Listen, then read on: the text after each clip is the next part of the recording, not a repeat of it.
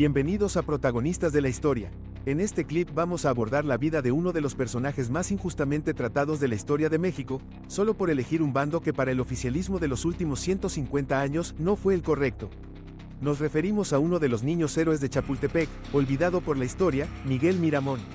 Suscríbete y danos me gusta para seguir publicando videos. Miguel Gregorio de la Luz, Atenógenes Miramón y Tarelo, nació en la Ciudad de México el 29 de septiembre de 1831 en el seno de una familia acomodada.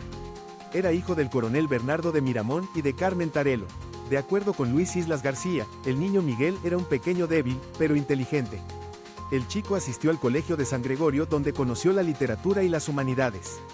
En una ocasión y aprovechando un descuido de los cuidadores de la puerta del colegio, escapó en compañía de 4 alumnos más y llegó hasta San Agustín de las Cuevas, Tlalpan, pero no conocía el camino de regreso, por lo que su padre salió en su búsqueda. El padre de Miguel, furioso por estos hechos, lo envió al colegio militar como castigo y con la esperanza de disciplinarlo. Ingresó de forma oficial el 10 de febrero de 1846 en las instalaciones del castillo de Chapultepec. 4 meses después de la entrada de Miramón al colegio militar, Estados Unidos declaró la guerra a México. Finalmente, el 12 y 13 de septiembre de 1847, se libró la batalla decisiva entre las fuerzas mexicanas y estadounidenses en Chapultepec. Entre las tropas mexicanas se encontraba Miguel Miramón, en ese momento un joven de solo 14 años, en compañía de casi 50 cadetes. Miramón sobrevivió a la batalla, pero fue hecho prisionero de guerra y fue liberado hasta el 29 de febrero de 1848. En su tiempo como prisionero formó por completo su carácter, además de decidirse de manera definitiva por la carrera de las armas.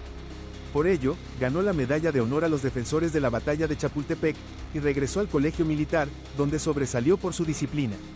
En 1851, fue nombrado teniente de artillería y posteriormente en 1853 ascendió a capitán del 2º Batallón Activo de Puebla y en ese mismo año llegó a comandante del Batallón Activo de la Baja California.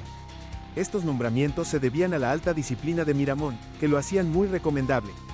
No obstante, estuvo a punto de perder este prestigio ganado a causa de una riña con un civil en 1855, pero no pasó a mayores. Ese mismo año participó en las batallas de Mezcala, Xochipala y del Cañón del Sopilote, esto en oposición a los rebeldes del Plan de Ayutla, que tenían como objetivo quitar de la presidencia a Antonio López de Santa Anna. Consiguió un ascenso más por su actuación en la batalla de Tepemajalco. Finalmente, la revolución de Ayutla triunfó, Santa Anna huyó del país y quedó como presidente Juan Álvarez y posteriormente Ignacio Comonfort. Este cambio no afectó a Miramón, quien sirvió a Santa Anna, ya que el nuevo gobierno lo nombró teniente coronel permanente en el 11º Batallón de Línea. En 1858, el general Félix Zuluaga proclamó en compañía de varios militares el Plan de Tacubaya, a ellos se les unió Miramón. Luego de la repentina muerte del general Luis G. Osoyo en junio de 1858, Miramón se consolidó como caudillo del llamado Bando Conservador. Miramón venció a las fuerzas liberales en las batallas de Puerto de Carretas, Barranca de Atenquique y Ahualulco. Con ello fue nombrado presidente interino por el Partido Conservador en febrero de 1859. A partir del 6 de marzo de ese mismo año, sitió al gobierno de Benito Juárez en Veracruz, pero la intervención de la Marina estadounidense, que capturó 2 buques mexicanos en aguas nacionales, le impidió consumar la victoria. Miramón gobernó México en 2 periodos, ambos como interino. El primer periodo fue del 2 de febrero de 1859 al 13 de agosto de 1860, y el segundo mandato fue del 15 de agosto al 24 de diciembre de 1860.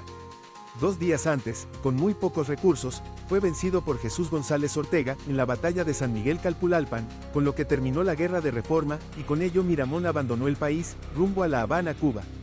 El gobierno republicano de Benito Juárez se fortaleció con el apoyo de Estados Unidos, pero los problemas económicos, las deudas contraídas con otros países, la anarquía endémica y la ruptura entre la Iglesia y el Estado en México, fueron la causa para que los conservadores, quienes, sin el conocimiento de Miramón, que seguía en Cuba, buscaron ayuda de las cortes españolas y francesas para imponer un gobierno monárquico en México.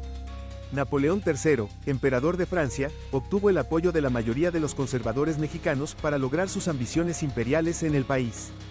Después de convencer a Maximiliano de Habsburgo, archiduque de Austria, para que se convirtiera en emperador de México, los franceses invadieron el país en 1862.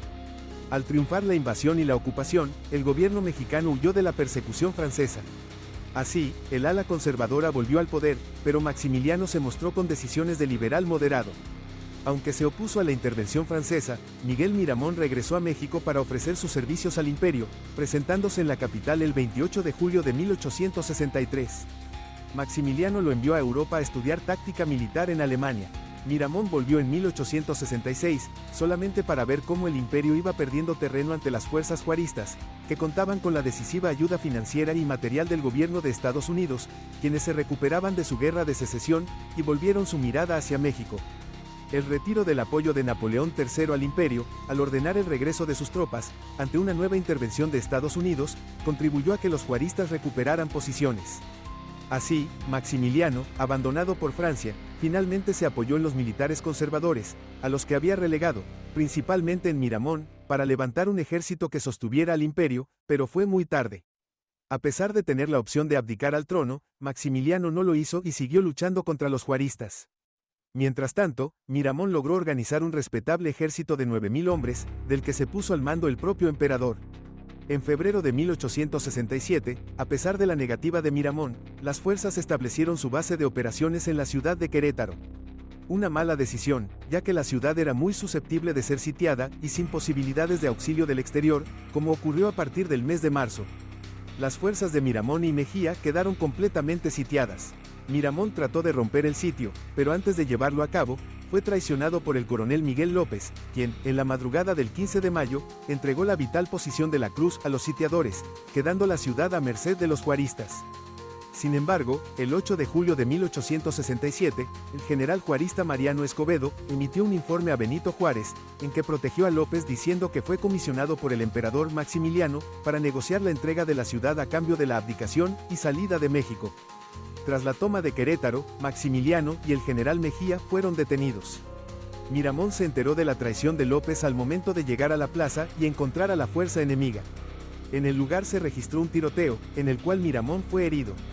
Logró refugiarse en casa de un doctor de apellido Licea, quien lo delató y terminó capturado por las fuerzas juaristas.